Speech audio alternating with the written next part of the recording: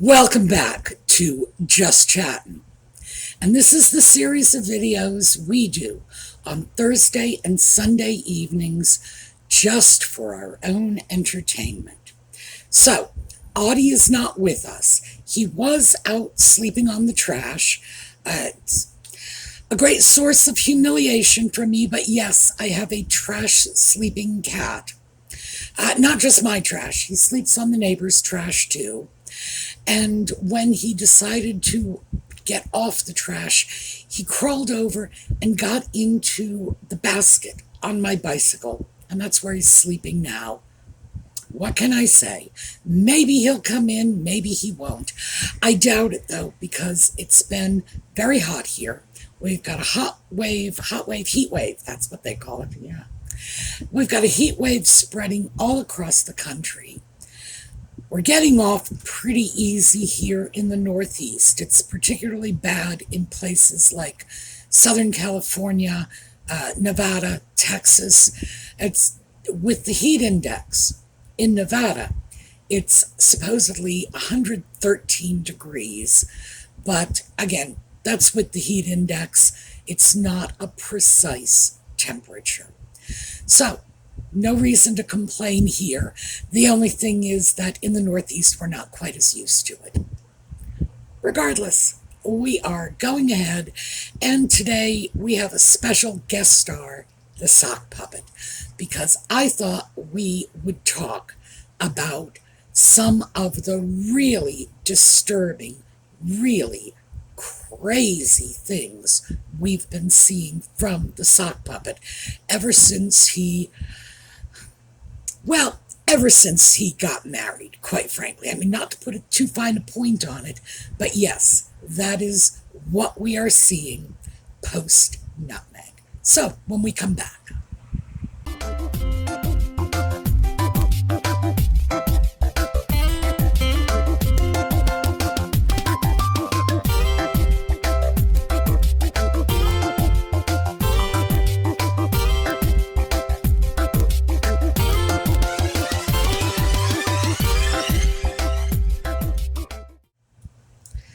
Well, dealing with the sock puppet's craziness is an adventure, and I could probably spend hours and hours and hours on this, but I'm going to try to consolidate this into a half-hour video.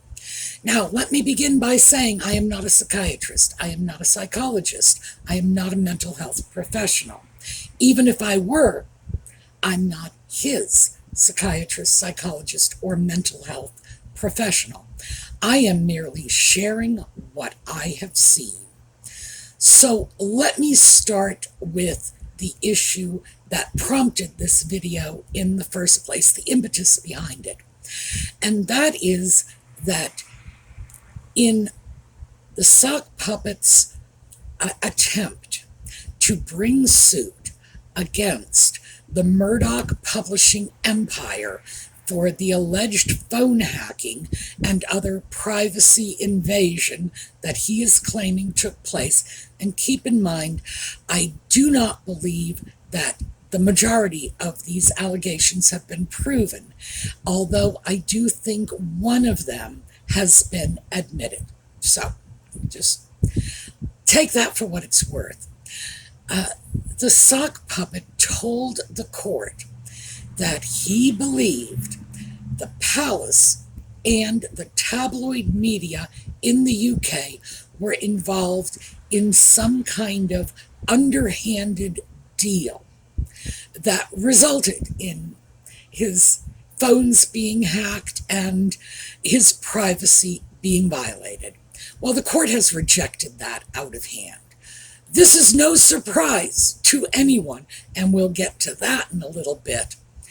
But I look at this and I see this as indicative of his overall state of paranoia. And when I say paranoia, I am specifically talking about his feelings of persecution that are not grounded in reality. So, I suppose you could call it a persecution complex if you wanted. We can casually, for the sake of discussion, call it paranoia.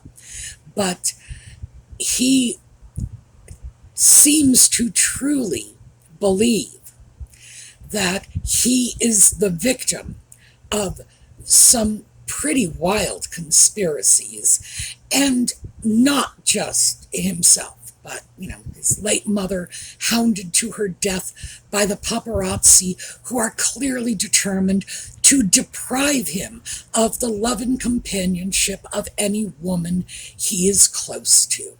And that is the narrative as the sock puppet tells it. And yeah, that's pretty much feelings of persecution. Now, the first time we started to hear this particular narrative goes back to the Oprah interview, when Nutmeg told Oprah that the palace refused to tell the truth to protect her. Meanwhile, they lied to protect others. And given the fact that this was all lumped in with that whole Kate made me cry narrative, I expect the others that she was referring to were William and Catherine. Now, that was interesting. And of course, she could come up with no lies that the palace, which, keep in mind, is a building, not people, allegedly spread to the media. And of course, later, when she extrapolated on this in the docudrama propaganda film they did for Netflix, she described it as being thrown to the wolves, fed to the wolves by the palace. So it's apparently blown up a bit over the last couple of years. So when we start to look at this, it's pretty clear where this particular narrative comes from. And it comes from this, it's a trope, a Hollywood trope.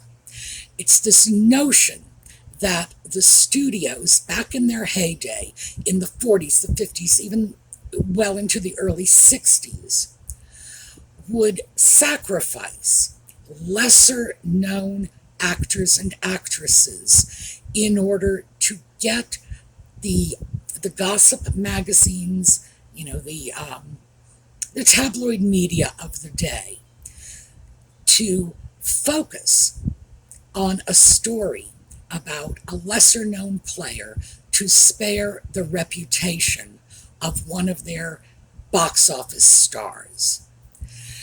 Now, the problem is the studios, in fact, did this sort of thing.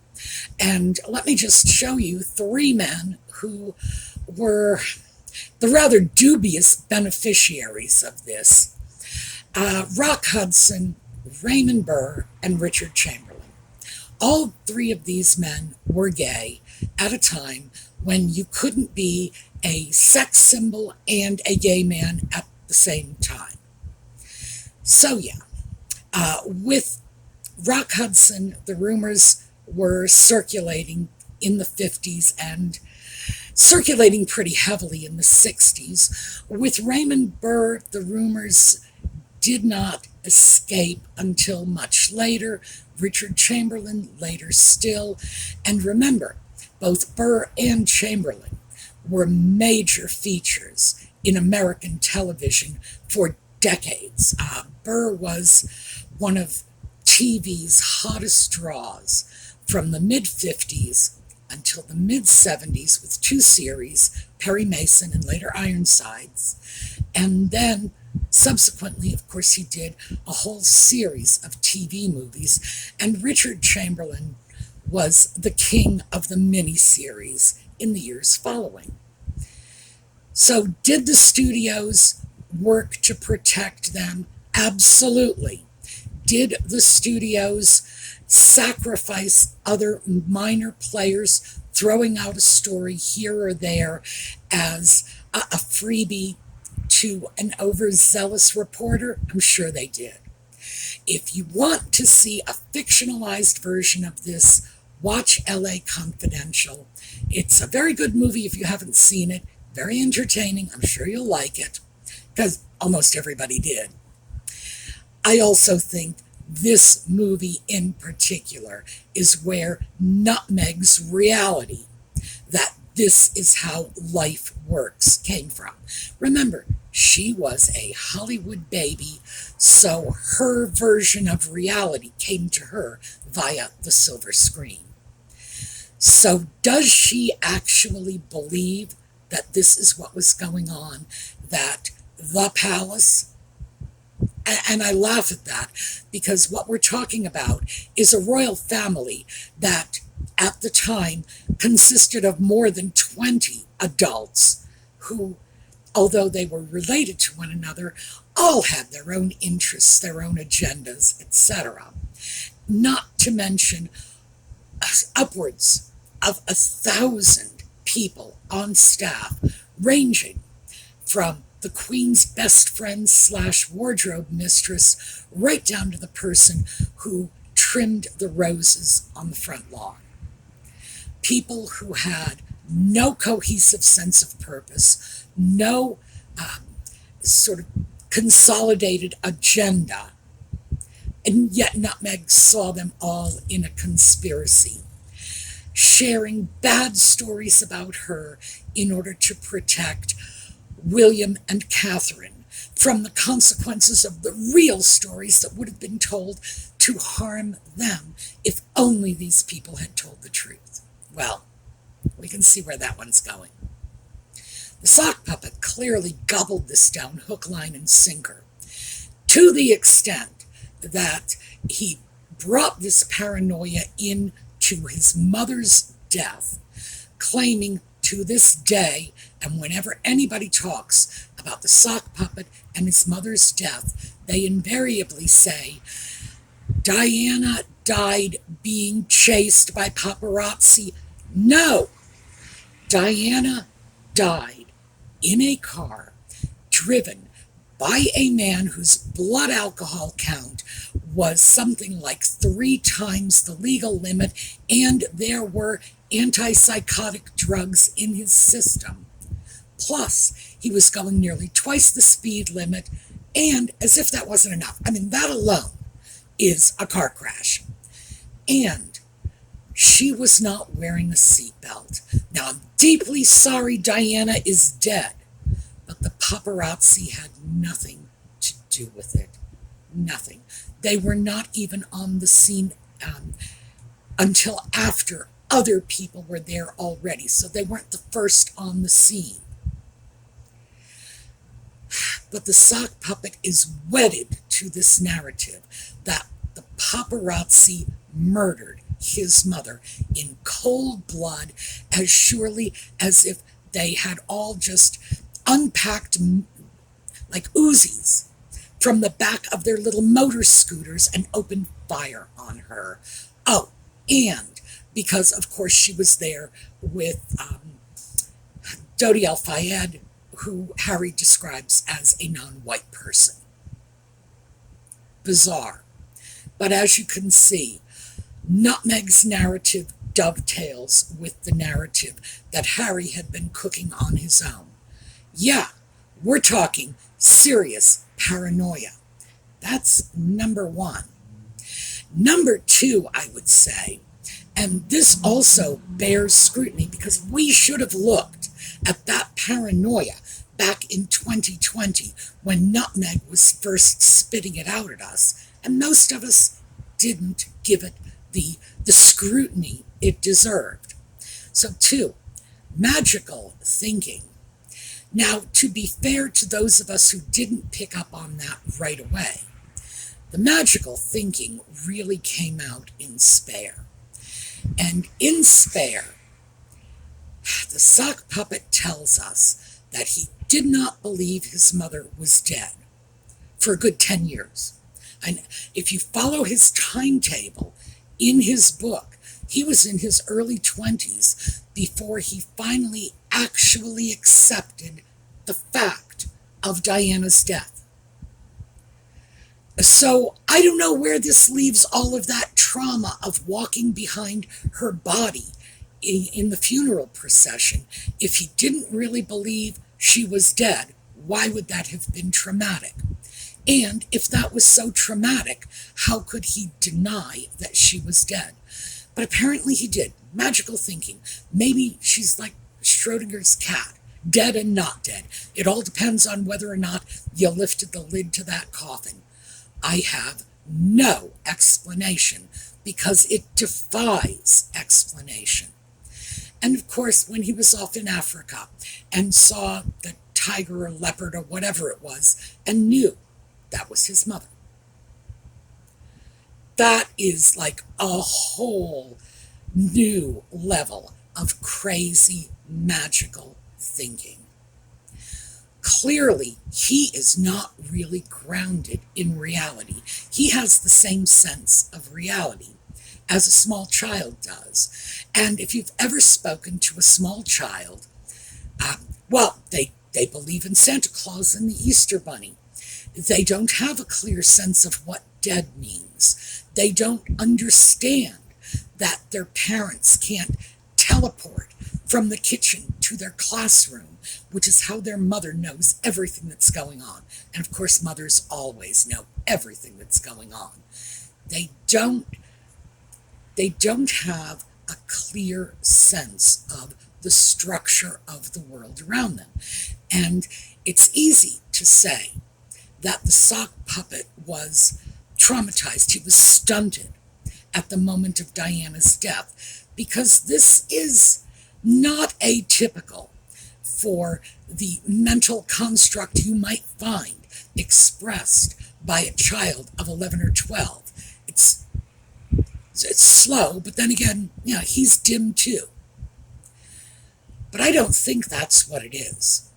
I think what it is the sock puppet was raised in an environment where people began calling him sir while he was still a toddler, where he was, because of the family he was born into, because of who his parents were, who his relatives were, who his grandmother was, most importantly. No one ever bothered to look at him and say, "Oh, will you shut up? You're sounding like an idiot." That's what happens to most children. It comes from their peer group. People start saying ridiculous things when they're 8, 9, 10, 11. And their peers will look at them, the smarter of their peers, I guess, or the peers who watch less television than others, look at them and say, "That's just not so. That's not how it works." And they learn. But without any normal peer group interaction, keeping in mind that he was surrounded by sycophants and yes men, even if he doesn't see it, and of course he doesn't, because he sees any resistance to his will as proof that people were out to get him. Remember the paranoia we just spoke about. So he doesn't see it that way. He does not understand that peer group resistance can help you learn. It helps you learn what is or is not appropriate to share with the people around you until such time as your own mind develops to the point where you are self-censoring. Oh, okay, my mother really is dead. No, my mother is not appearing as a tiger on the savannah. No, he didn't have that. He had a very artificial upbringing in which no one challenged him, no one questioned him. The media certainly did provide some challenges and some questions. The media was very clear about how intellectually challenged he was. It didn't sink in, of course, because, this is someone who in his own mind ought to be playing chess with the ghost of Stephen Hawking. And really, this is someone who has no sense of his own limitations. Witness the fact that this man with no post-secondary education has decided he is a mental health expert and ought to be coaching others, when in fact it doesn't take much to see he is in desperate need of mental health assistance himself. So, yeah, I think it should be very clear to all of us that he is someone who was never, ever forced to actually look at himself in the cold light of day and realize he is not God's gift as he apparently thought he was. So, with the magical thinking and the paranoia, and they do play off on each other,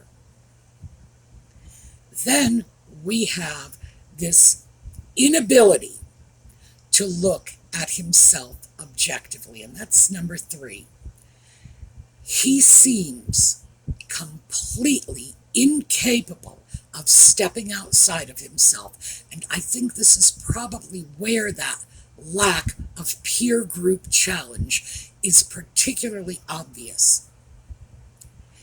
He thinks that all the rest of us should, and probably do, buy in to his crazy, distorted view of reality. He will say utterly outrageous things. First Amendment is bonkers. Keep in mind, he went on to say he didn't know anything about the First Amendment, and I'm sure he didn't. I'm sure he didn't understand anything beyond the fact that someone once told him that was what was responsible for freedom of the press. I don't think anybody bothered to tell him that that was what gave us our right to worship as we saw fit, our right to meet, to free assembly, our right to free speech, our right to sue the government to redress our grievances. These are important rights, all of which he just lumped into the bunkers label. And here's the funny thing.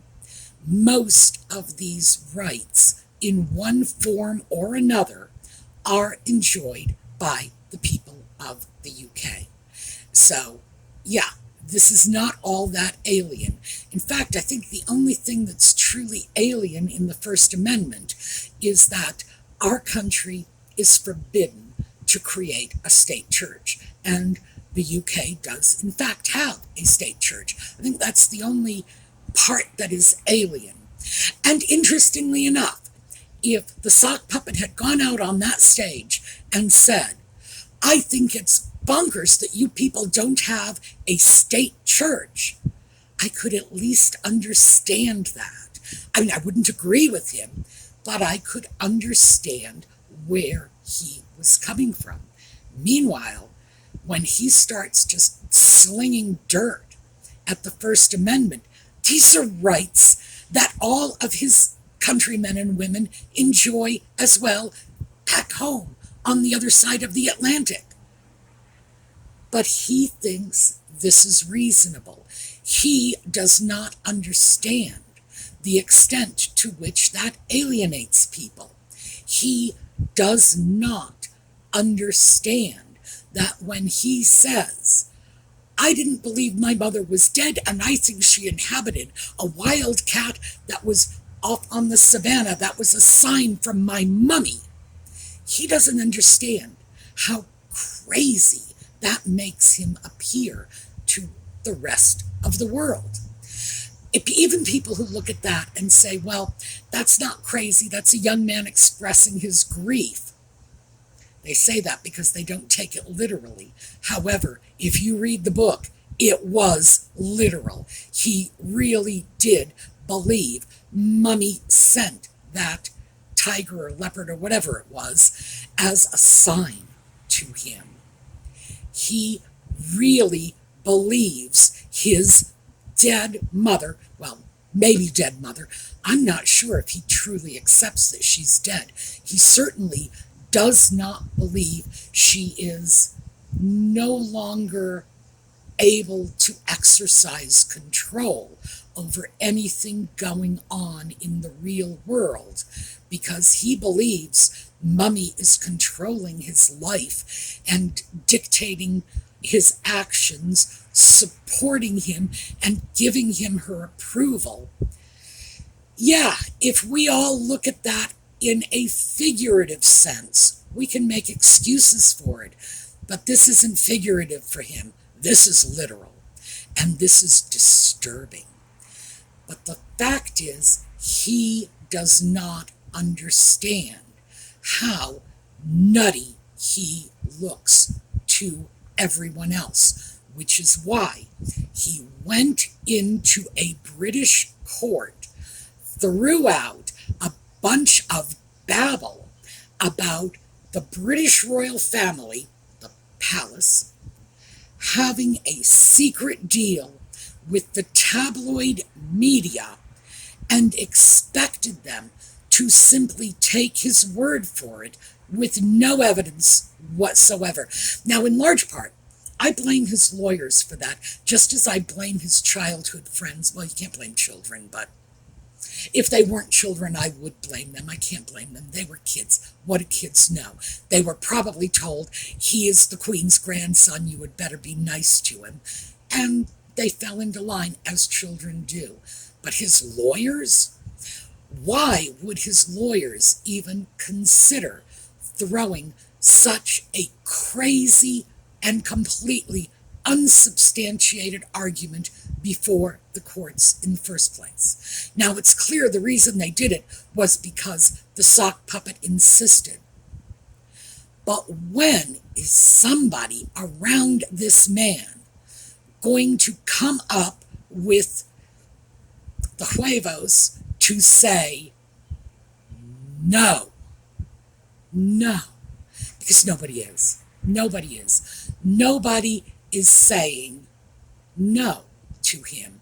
He spouts off whatever he wants, and he's in an echo chamber. It's only his own voice coming back to him by way of the sycophantic attorneys and PR people and whoever it is off at Better Up who wanted to hire his title to further their financial aims, because basically that was it. They weren't hiring Harry, they were hiring the Duke of Sussex to further their own financial agenda. Yet, isn't there a single person to look at him and say, you cannot be a mental health counselor? You know, you don't have the education, you don't have the training, you don't have the qualification, not to mention that you're way too crazy. It's not happening. And now there's all this talk about Harry wants to crawl back to the bosom of the royal family, that his father and his brother will take him back. Well, much as I hate to get all predictive about this, but will his father take him back? Yeah, I wouldn't doubt it. He's Charles's son. Charles loves him, and Charles can be very short-sighted when it comes to issues that are emotional for him. But will Camilla? He painted her up like a Disney villainess. Is she going to be forgiving? And Charles is in his mid-70s, which means even if he is as long-lived as his parents, he still doesn't have that much time left on the throne. And then it's going to be William. Is William going to play forgive and forget? Yeah, I don't think so. So now we have to look at this and say, now that we have seen who Harry is, when he's had his own unrestricted platform, his opportunity to spout off whatever craziness has come into his head, now that we've seen just how crazy that craziness is, do we really think he belongs back within the royal family? Do we really think that it's a good idea for anyone that he returns to the fold as a working royal? Lord, he's done enough damage here in the U.S. No sense in sending him back home and letting him do damage there too, despite the fact that I would like him to go back home, not in a capacity in which he could harm British interests any more than he's already harmed them. One thing I will say, just to sort of cap this off, when is our government going to get that boy in front of a grand jury and ask him to explain what he allegedly knew about the Capitol riots, when he allegedly knew it, and how he found out. Because people have completely walked away from that crazy conspiracy thing that he threw out. Yes, he threw it out after the fact, but he was indeed insisting that it was all fostered by the Twitter platform and that he knew all about it and he wrote emails ahead of the incident. And no one bothered to do anything about it. Well, I don't know. They're apparently investigating the incident, so why are they not talking to him? All right, that is what I have for you today. We are going to take a look at a slideshow on the way out. Audie is probably going to come in soon because I just heard it's starting to rain out there. That will be nice, at least for our part of the country. A little bit of rain will take the edge off this heat. Okay, I will see you all over the weekend, and then we will be back Sunday evening for more Just Chatting. So, I'm going to take a look at a slideshow. In the meantime, have a terrific day.